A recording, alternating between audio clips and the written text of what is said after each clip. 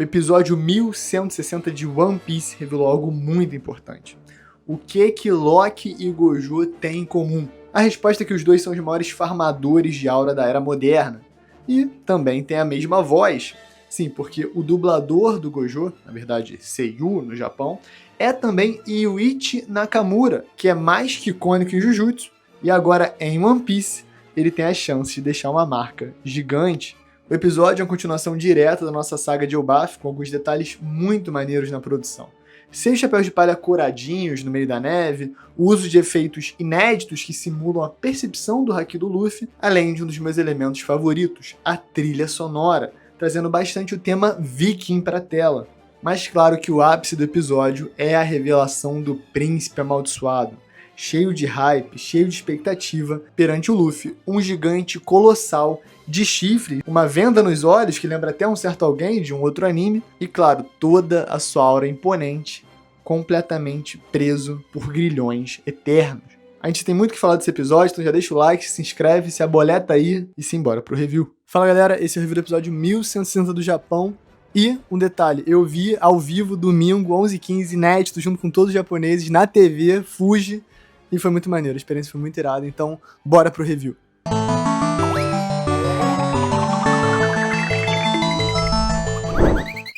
O episódio abre no Grande Eric, o navio dos piratas gigantes, com eles completamente ressacados do absinto, em choque porque os chapéus de palha desapareceram, ou pelo menos uma parte deles, com o Thousand Sunny. No 1159 a gente viu que foi o Mugger carregando o Sunny e levando pro Road, e assim, completamente Oda proporções, né? Como é que um corvo vai carregar um navio de sei lá quantos metros. Mas é One Piece, é a terra dos gigantes, e pra brincar de Lego tem que ter imaginação. Mas o engraçado é que os leais guerreiros de Elbaf, né? Oimo, Kashi, o Dory, o Rock, estão bem preocupados. Eles estão tipo, caraca, o que aconteceu? Como é que eles desapareceram? O que a gente faz para que eles morreram e tal? E existe uma tensão, mas é mais leve nesse início de episódio, porque a gente sabe onde estão os chapéus de palha, o que está acontecendo com eles, mas a gente tem que presenciar ali os gigantes meio que batendo cabeça, tentando entender o que aconteceu. Se beber, não navegue. Mas é aí que o Frank aparece e começa a tranquilizar todo mundo. Daquele jeitão descolado, ele simplesmente fala que com certeza eles estão vivos, que tá tranquilo, tripulação chapéu de palha, essas coisas acontecem. O cara já tá experiente no bando, né? E quem vem reforçar isso é a mãe. Não, é a Robin que vem reforçar essa ideia. São ali os adultos responsáveis do bando que ficaram pra trás. E o Brook. Eu falo isso zoando, né? Porque o Brook é meio palhaço.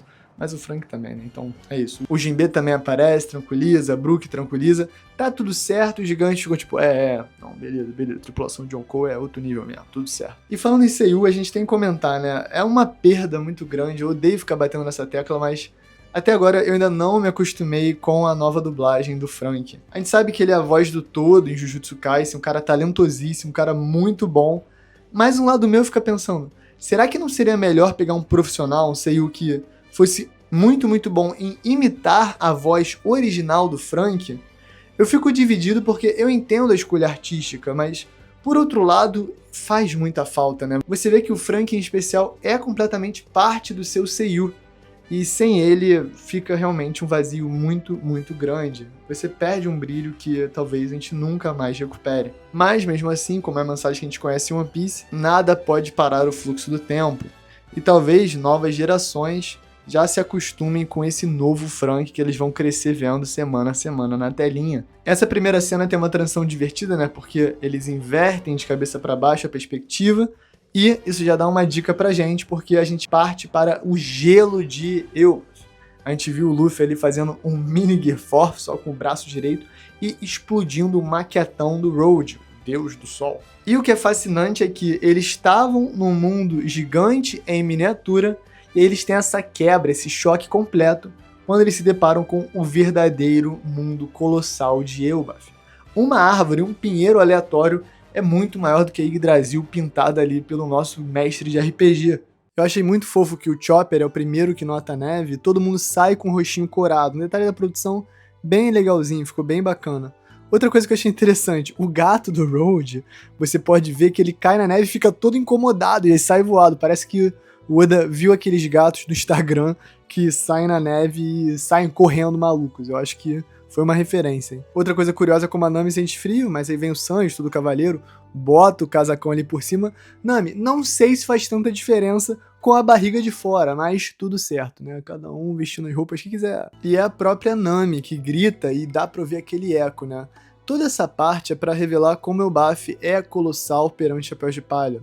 Uma coisa que contrasta com a ideia que eles estavam presos ali no joguinho de RPG do Road.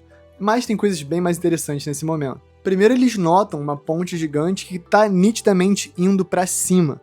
Isso já vai ser uma dica, um detalhe para o que vai revelar-se de Elbaf. E aí quando o Luffy já tá todo animado pra partir pra cima da ponte, né, enquanto o Sop já tá borradão ali, nosso bravo guerreiro do mar, eles veem dois gigantes misteriosos descendo. E a verdade é que o Luffy, a essa altura, ele não tem nada a temer. O Hairudin, ele é um guerreiro gigante de bastante renome, de bastante peso, mas mesmo em Dressrosa, ele foi completamente amassado pelo Luffy.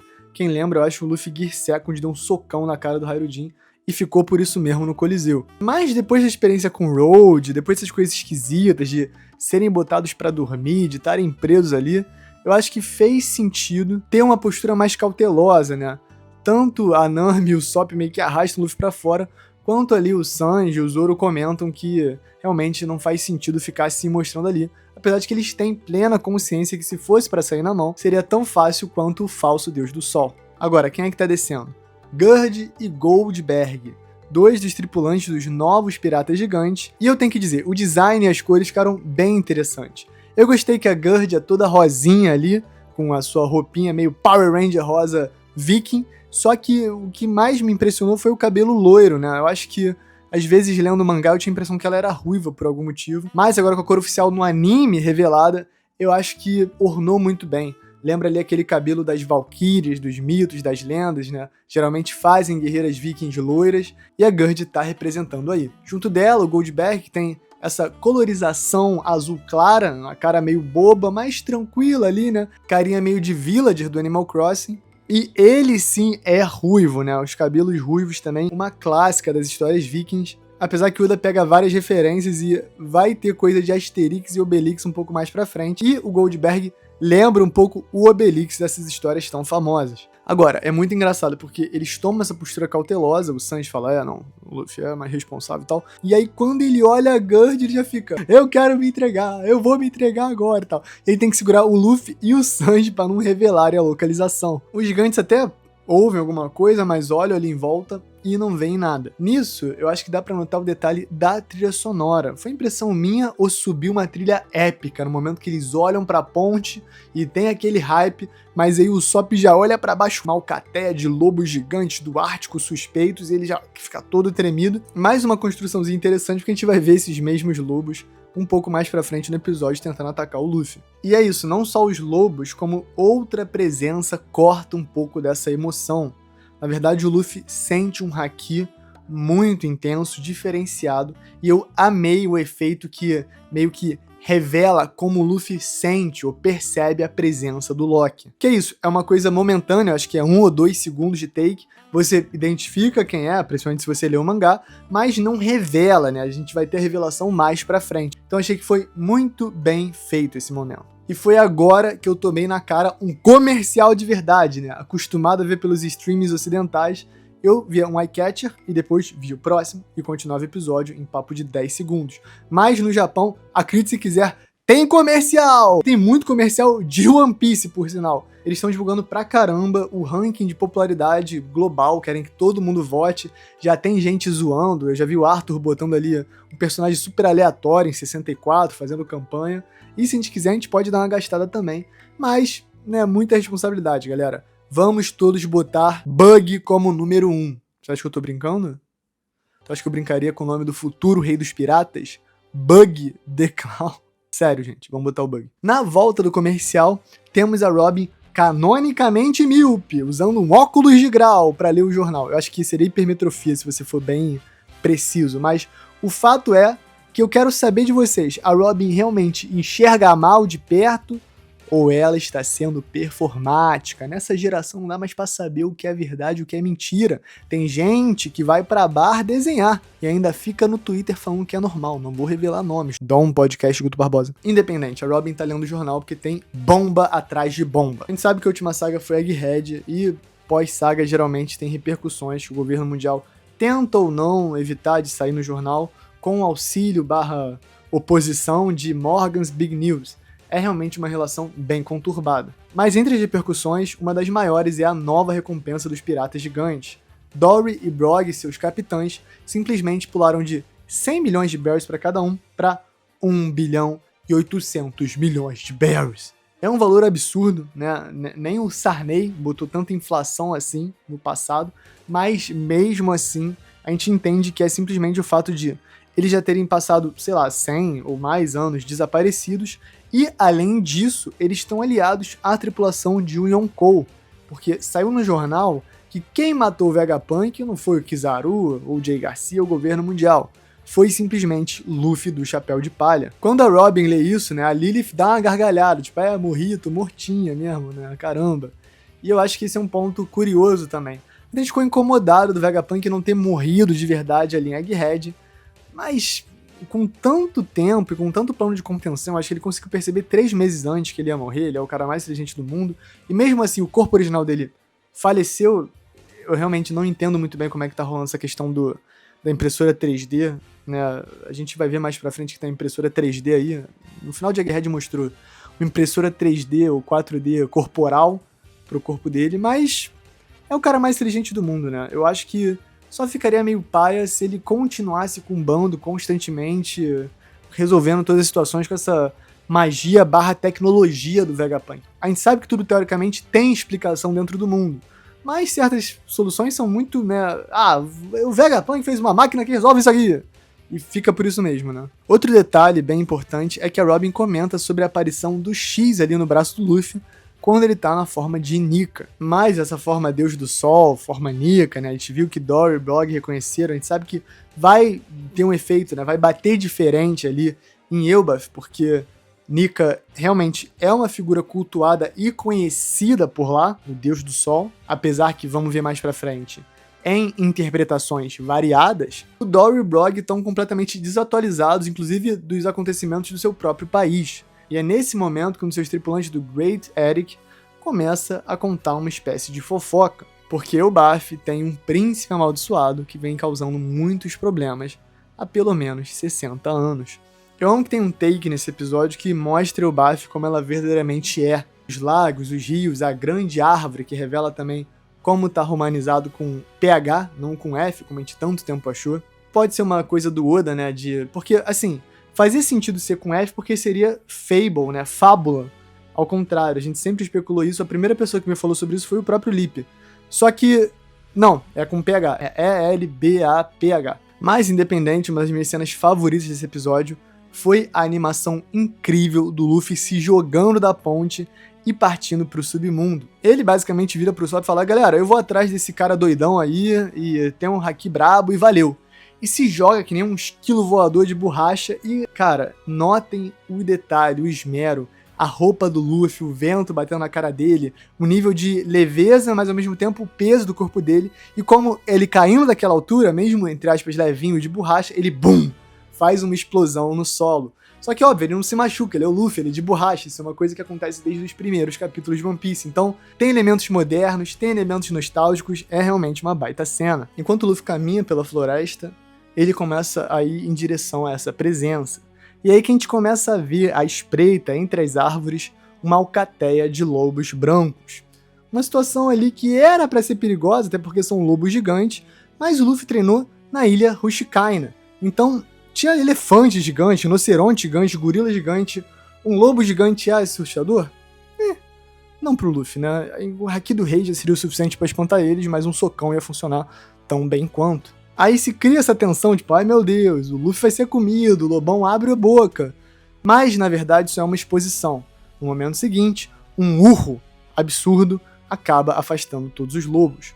Aquela presença tem voz. E que voz! A gente tem mais um corte de volta pro navio do gigante, e é aí que a gente começa a entender melhor a fofoca. O Loki é um príncipe amaldiçoado que vem causando caos há muito tempo, matou o próprio pai, o rei de Elbaf, amado por todos, Harold, e pior, roubou a fruta lendária de Elbaf, que estava escondida há tantos séculos. Ele é o Capiroto, em forma de pessoa. Quase simultaneamente, a gente vê o Luffy chegando ali no Loki. A gente observa os chifres negros, a gente vê o tamanho dos grilhões, a gente vê exatamente o quão forte, trincado, enorme, colossal ele é, mas perante ele tem um Yonkou, Luffy do Chapéu de Palha.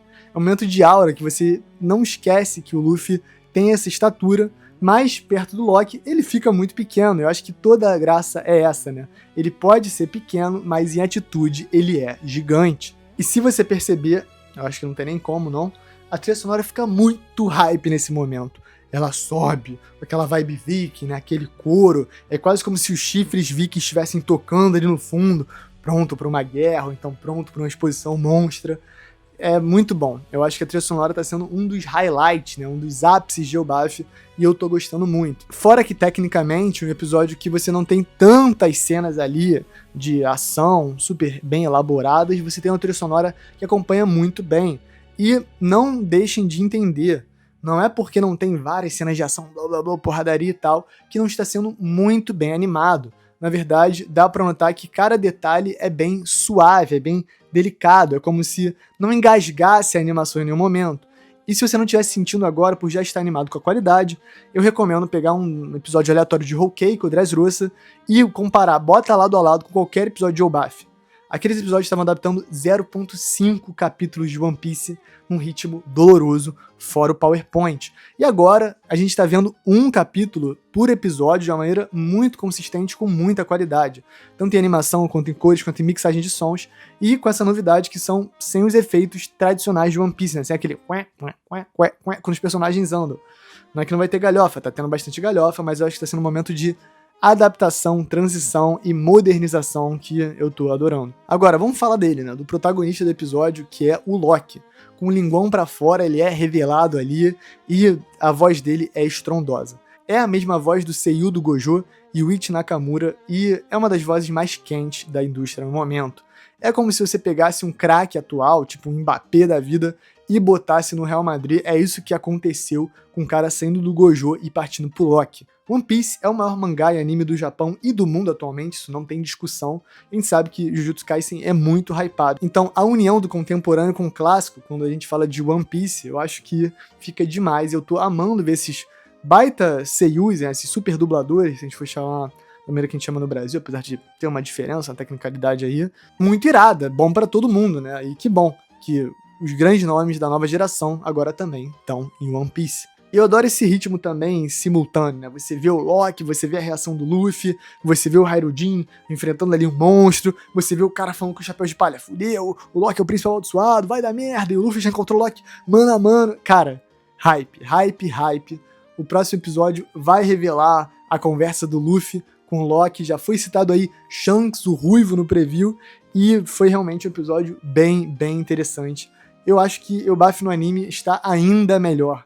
Não é que não fosse bom o início no mangá, era muito bom, mas agora no anime, com esse ritmo, com essa animação, com essa qualidade que a gente tá tendo, e principalmente a trilha sonora, a gente tá destruindo as expectativas. Então, galera, deixa o like, se inscreve. Esse foi o review do episódio 1160, a gente vai continuar semana a semana sem perder um, mesmo aqui do Japão, vou estar domingo, 11h15 da noite, acordadão, pra gravar pra vocês.